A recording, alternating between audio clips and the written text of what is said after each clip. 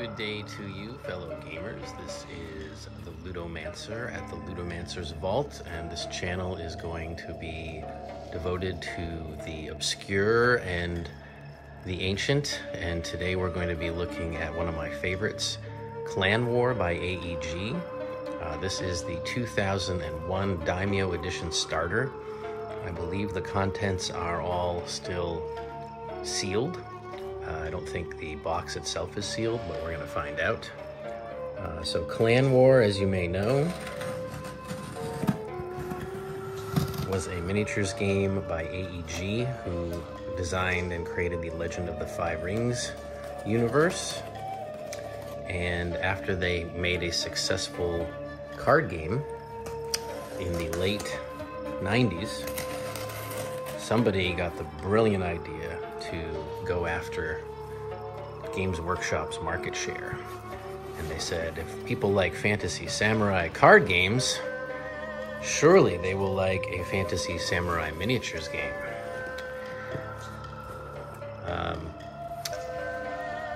As you may have noticed, Clan War is no longer around.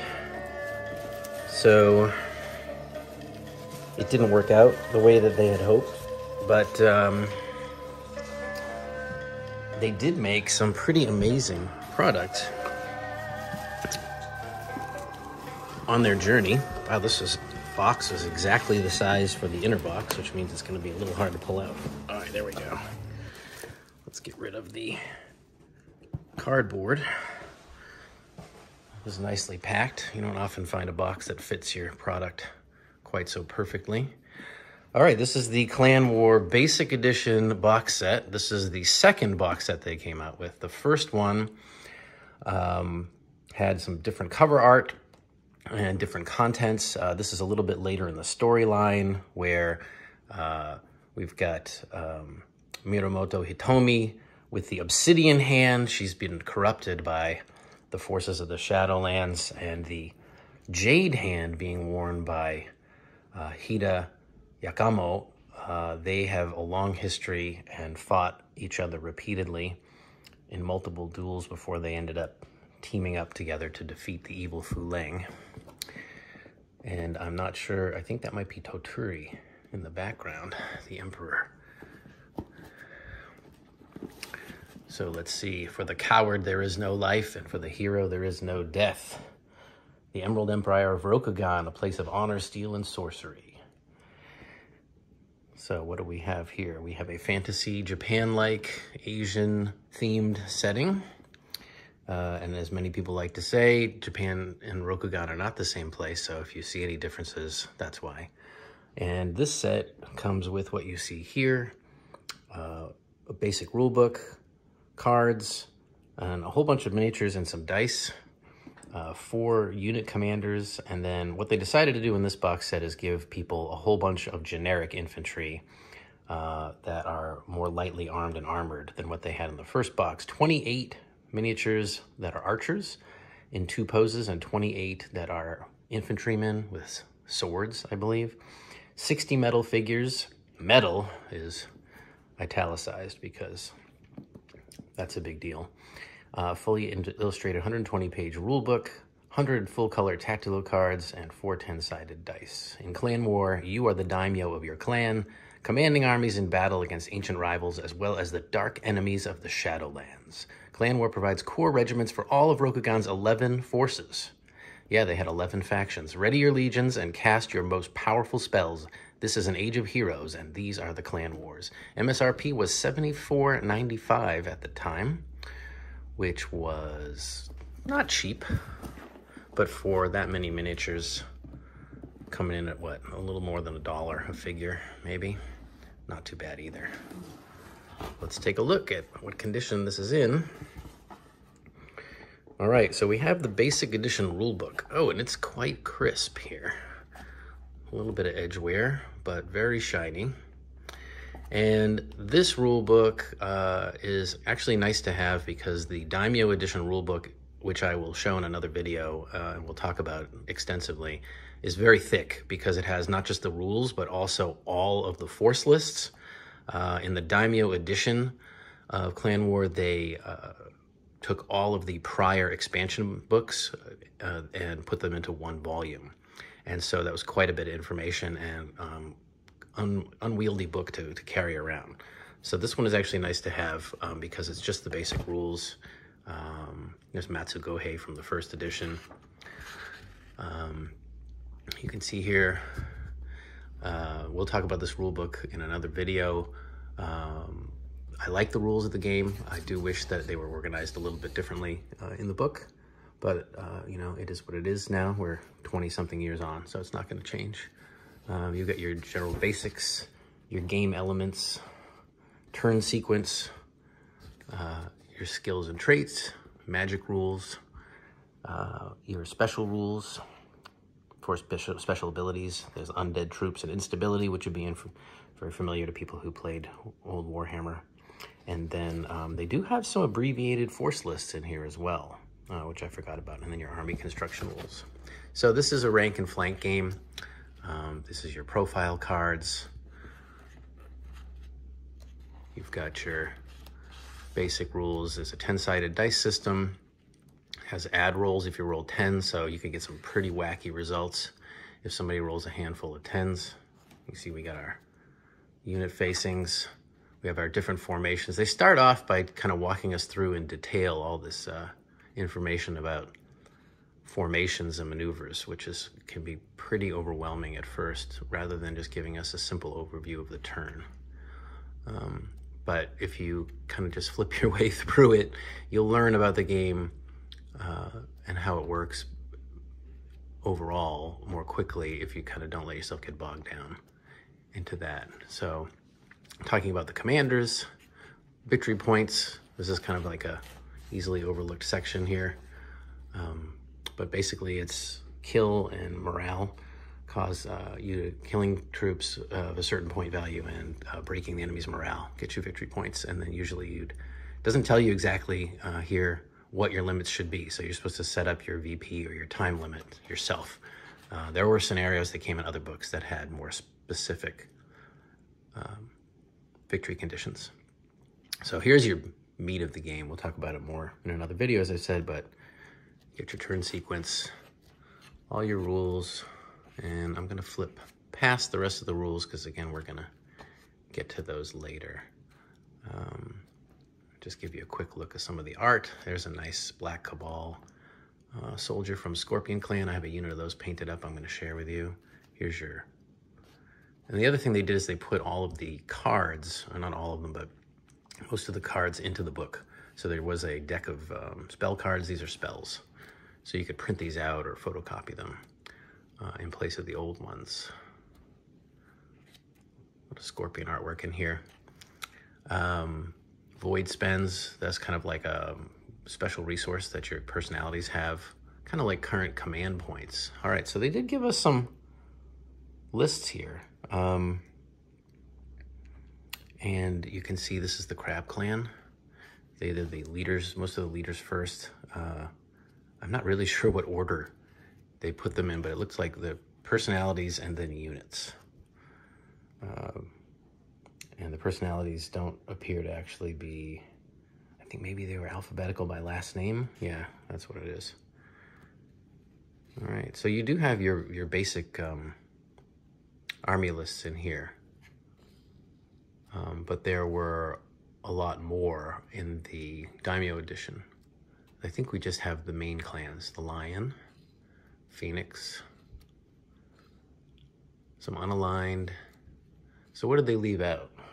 There's the Unicorn. I think the Shadowlands is not in here. Yeah, there's no Shadowlands, there's no Yoritomo, there's no Toturi's army. So just the main clans. And I'm not sure if the profiles changed between this. The Army Builder. You can still find the Army Builder, by the way. You need 2.2C to run it. And the Army Builder file can be found on the Facebook group. The Army Builder 2.2C, you'll have to kind of poke around the internet for. There's a little unit roster that you can photocopy if you want to write that all out by hand. This is a nice shape, easy to carry around. 2002-1 basic rulebook. What's under the foam? This is good Clan War foam here. Blue spongy stuff. Everything is minty. Should we crack it open? All right, so first of all, you've got your tactic deck. All right, so you're gonna have a deck of 30 tactics cards in your army. This is 100 cards. So you'd think, oh, I'm all set, I only need 30. Well, unfortunately, you'd be wrong because this is one of each of 100 cards. And as most people who play card games know, if you want a card to actually show up in your hand during a game, you're gonna wanna put as many copies of it in as you possibly can. So for example, if I wanted Superior Tactics to go off, I would want 3 copies. So you actually needed 3 of these decks to have a full set. So it's kind of interesting that they included 1. I guess it's like a taster. They sold these individually. They're now pretty hard to find individually.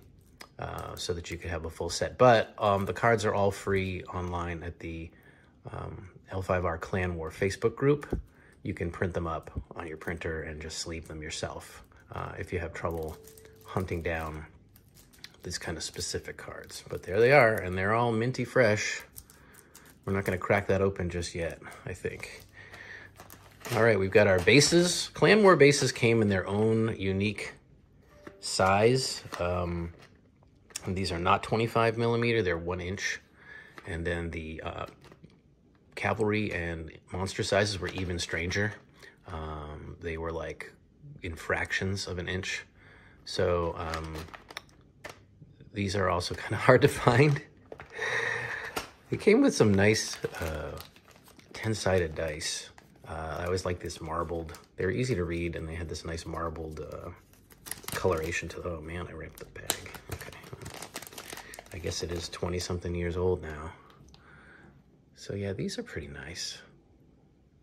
I always like them. They're good quality. They feel nice in the hand. They got a good, nice color. So yeah, I don't know. Most miniatures gamers are excited by dice, right? So we're gonna spend a little time on the dice. So what else comes in the box here? Let's look under here. Nothing else under there. So there's no reference sheets in here. But here are the miniatures. There's a huge bag of metal goodness. And these are the light infantry. So there's a couple of commanders in here. You can see one right there. Right there, see there with the big helmet. So he's a samurai. He's meant to be what would be like your leadership package. Leadership packages are anonymous leaders that you can assign to units, and they're basically the corporal, sergeant, lieutenant equivalents. They call them Nikutai, Gunso, and Chui in the game. And they are kind of a cheap way to give your unit some leadership abilities. And without them, the units can be pretty vulnerable to morale issues and not able to maneuver. So this is a big old bag of metal miniatures. And I'm gonna go ahead and crack the plastic on this one. You guys came to see stuff, right? So it's probably instantly loses some value here, but that's okay. Pretty light alloy. They're using a pewter alloy at this point. This is an Archer, just your basic Archer. Not too much flash. Some of the Clan War stuff had a lot of flash. Good detail. The original set had some medium armored guys. They had helmets and shoulder pads, and they had more armament on their over their shins. They look more like your full armored samurai, like these commanders. So, wait, that's not a commander, but there's the infantryman. His katana is very big. That's a thick sword. There's a little bit of that flash. Most of it's easy to get off. His sword is very thick. So yeah, that doesn't look too realistic, but on the other hand, it's not gonna bend or break so easily. So, you know, when you have miniatures, you gotta make trade-offs between functionality and aesthetics. They did a pretty good job. I mean, again, these are from 2001, 2002. I think still comparable to most samurai miniatures on the market, especially these are, because these are not the fanciest guys. These are just your line troops, and not even your strongest line troops. Where did I put the leader? He was right there. Oh, there he is. Yeah, he's right where he was. So by comparison, the first edition had a bunch of guys that looked like this in archers and swordsmen. So you can see he's got the full set of armor, the full kabuto helmet, the full yoroi. He's got, I think these are called tsuneate, full shin protection and kote. Does he have kote? Yeah, he's got a kote on. This guy, maybe like a lighter version of the kote. No helmet at all. It's just not afraid to get hit in the head whatsoever. He'll be fine. Nothing bad will happen to you, sir. But these are pretty nice. And so this is a huge bunch of guys. Your units in Clan War are probably going to be between 12 and 15 miniatures at a time in a unit. You can have bigger units, but they're not so practical. This guy's standing kind of in a side pose. They call that haso no kamae. So he's in like a side cutting pose. There are two sculpts for each. Yeah, so for the archers, you've got the kind of at the ready and then the shooting pose. And yeah, it's a big bag of these sculpts. So you could, with this number of troops, you could probably get yourself 4 units. With what they say, 28. Yeah, and 4 leaders.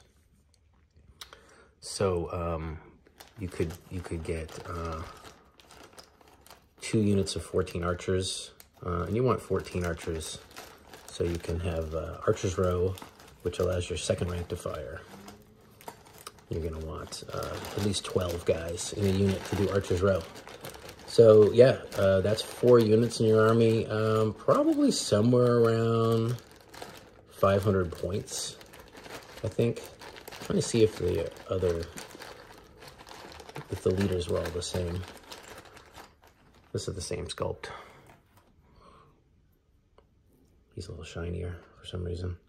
So a regular size game would be about 2,000 points. So this would give you about a quarter of your points. And you might think that's not very much, but your characters can really add to the cost. They could be worth 300 or 400 points a piece if you get the fancy dudes. And yeah, I think that all the leaders are the same sculpt. Oh no, sorry, I spoke too soon. There are 2 sculpts of leader. Yeah. So this guy's kind of at, I don't even know. He's just kind of standing in kind of a casual position. He's leading. It looks like he's commanding. You know, Kogeki, attack. And then this guy's kind of standing, kind of in maybe a sideways on guard position. And one of the challenges is putting the ranks together with any kind of Slaughter-based miniatures, lining them up. They did give you the option of cutting a straight line instead of a diagonal line across the base. So sometimes that would be necessary, especially like with the spear models. Most of these guys would probably rank up okay on the diagonal. So there you have it. You got a really good core unit of samurai. These could be used for any kind of samurai battle game. Historically, you probably wouldn't see units of swordsmen running around too often. They would usually have their spears and use their swords as a backup. So having big units of formed swordsmen is definitely a fantasy spin on samurai warfare. But they work great for Legend of the Five Rings. This was a pretty good deal at the time. And if you can find one of these sets now, if you're playing Clan War, still good to have. Bulk up your armies with some basic troops. Have a manageable size rule book to take with you to your games. And makes for a good start to your collection. Or a good addition if you're looking for the lighter troops. That was one of the things they did that was clever here, is they made it that if you bought the first edition game box set, you had heavier troops. So if you bought the second edition, you wouldn't get redundant guys. You'd get some lighter troops to fill out your ranks, perform a different function in your army, and they were generic so that they could be used with any clan. And pretty fun little unboxing. I'm gonna look forward to putting these guys into my army. So I hope you enjoyed this unboxing video, and I'm going to be doing more Clan War videos. I'd like to go over the basic history of the game, the rules of the game, and delve into some of the specific clans. I currently have 3 armies painted up: Dragon, Crab, and Scorpion. Some of my friends have the other ones, so hopefully we'll get to do a deep dive into most of them. And also like to throw up some battle reports online. I don't have much experience with editing, so if you'd be patient with me, it's going to be some pretty basic videography, if that's a word, but we're going to try to get some presence for Clan War onto YouTube and onto the internet, because it's actually pretty scarce, which is interesting because a lot of older and more obscure games already have coverage, but this one does not. So hopefully we're filling a niche. So thanks again for joining us on the Ludomancer's Vault for a unboxing of the Clan War Daimyo Edition box set, and we'll hope to see you next time. Bye.